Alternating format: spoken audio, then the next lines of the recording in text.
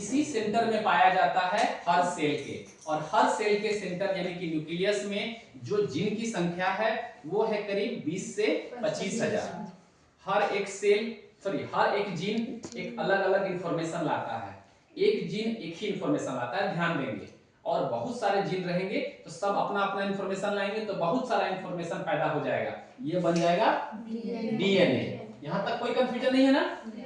बहुत सारे जीन, बहुत सारा इंफॉर्मेशन हमारे पूर्वजों का लाता है, उसको एक कलेक्शन बनता है, इसको हम लोग बोलते हैं डीएनए। मतलब एक अलमीरा है, इसमें बहुत सारा अलग अलग फिल्म का कैसेट रखल है, एक कैसेट निकालेंगे तो वो जीन है, ठीक, कोई फिल्म है वो एक जीन है, लेकिन ये बहुत सारा फिल्म का कलेक्शन हो गया तो ये डीएनए हो गया।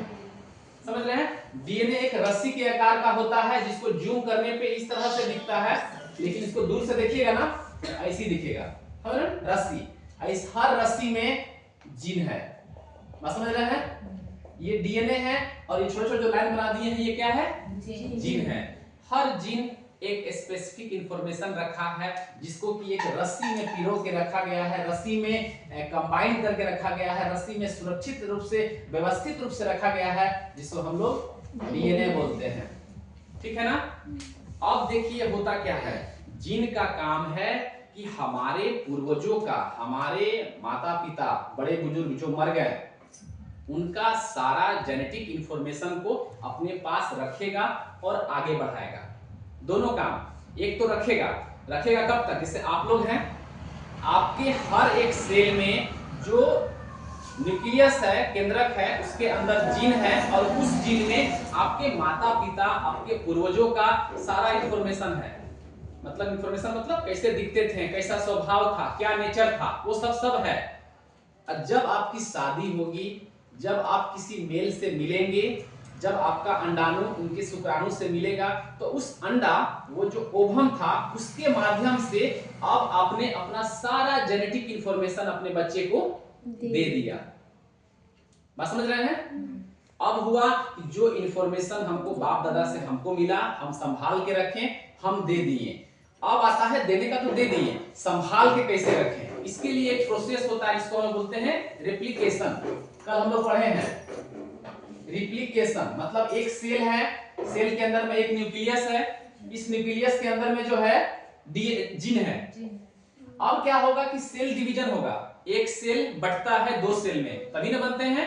हमारे शरीर में, माँ के शरीर में एक अंडा होता है, एक स्पर्म आता है, दोनों मिलके एक सेल बनता है, और वहां से टूटते टूटते आपके सामने हम खड़े हैं और मेरे सामने आप लोग खड़े हैं, उसी से ना बने हैं। अलग से तो कोई जादू नहीं कर दिया, लो स्वाहा आपका बेरे बेटी आगे 20 साल की, ऐसा तो नहीं है ना।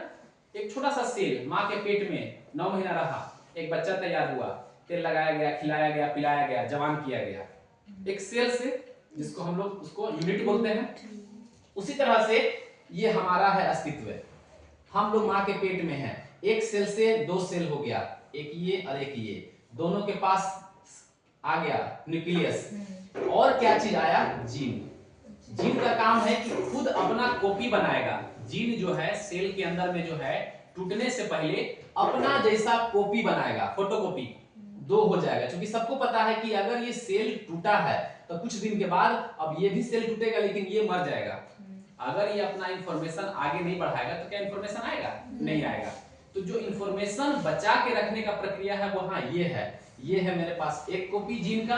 अब ये मेरा जीन दो भाग में टूटा, ये सारा इंफॉर्मेशन को कॉपी करके दोनों को दे दिया, ये दोनों मिलके इन दोनों को दे दिया, फिर ये दोनों मिलके ऐसे ऐसे करके दे दिया। अब ये मरते जाएगा, इधर से बढ़ते जाएगा, इधर से सेल मरता जाएगा, सेल मरेगा, उसके अंदर का जीन भी मर जाएगा, लेकिन अभी भी जीन जिंदा है ना, अभी भी खानदानी है ना। हमारे माता पिता हमको बता के गए हैं कि बेटा 4 बीघा जमीन तुम्हारे दादा का है,